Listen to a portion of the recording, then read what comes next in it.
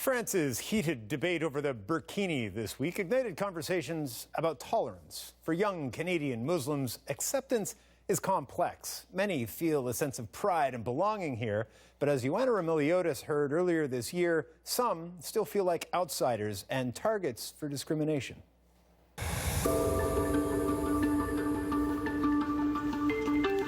A lot of verbal stuff, or they get stared down, or they say they go back to their own country. That stuff happens all the time, all the time. Come on, ladies, front. That front is their reality. Back it up, back it up, back it up. And every Sunday, they learn to fight it. So sisters, use that footwork. Every shuffle, every step, a way to dodge the dangers. Okay, forward again, hands up, hands up. That can come with being young and being Muslim. Okay, good, relax, relax. Honestly, they just want to know that they can handle themselves if they're ever put in that sort of situation.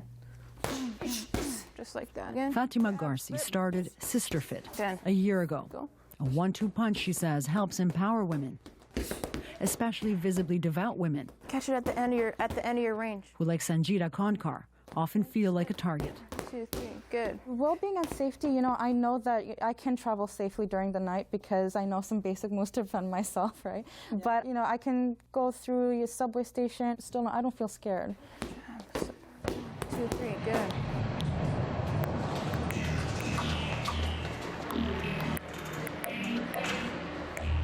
Mariam Nosser never expected to be cast as an outsider. After all, she was born and raised in Toronto, a proud Canadian and a proud Muslim who had just started wearing her hijab when it happened. So the first incident happened almost 2 years ago. I was on the subway going to university for a meeting, and I was around St. George Station when I noticed this woman was looking at me very strangely. Mariam says the same woman soon started hurling insults. She said, "You should go home. You're not Canadian." What was going through my mind was basically, am I safe now? It's sudden thoughts because it was very fast for me. And then I didn't react to her at all. And when I was approaching Bloor Yonge Station, she started spitting at my hijab, and I could feel wetness on my neck, and it was horrible, honestly. And luckily the doors opened right at Bloor Yonge, and I got to bolt out before further harm was done to me. And Were you scared? Very scared. I didn't tell anybody actually for a couple days. I was way too scared. I just pretended that nothing happened. Mariam was so rattled, she stopped wearing her hijab for several months. A couple of months after she put it back on, she was on the subway with friends when a man started yelling. This man screaming, "Terrorists, these terrorists on the subway." And then he came up closer to me. So imagine I'm sitting in this type of scenario, and I'm on this seat actually. And he came closer to me and said, "If I had a gun, I'd shoot you all in the head." So he threatened us. So it was very, very scary. Scary. And not an isolated story. A new survey finds 48% of young Muslims with a strong religious identity report they've faced discrimination. Most of them are women. Have you had situations where you've been sort of felt kind of not safe? Andrea Nemtin commissioned the deeper study on younger Muslims for the In Spirit Foundation. The group promotes multiculturalism by funding pilot projects like this one. We actually address Islamophobia at school. That conversation is so critical.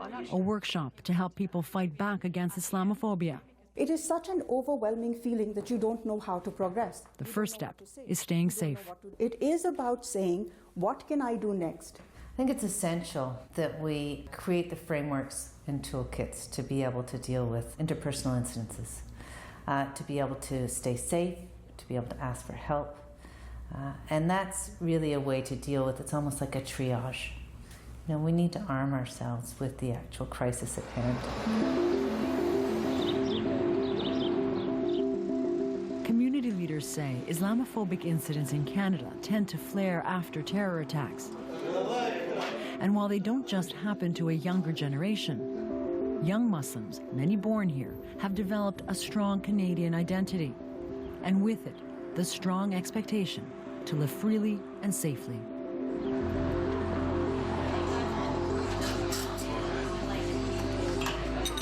It's what inspired a group of 20-something university students to do this. To record a leap of faith that soon went viral. Mustafa Mali was the one in the blindfold. He admits he was kind of nervous. His friends Younus Mohammed and Maz Khan were filming.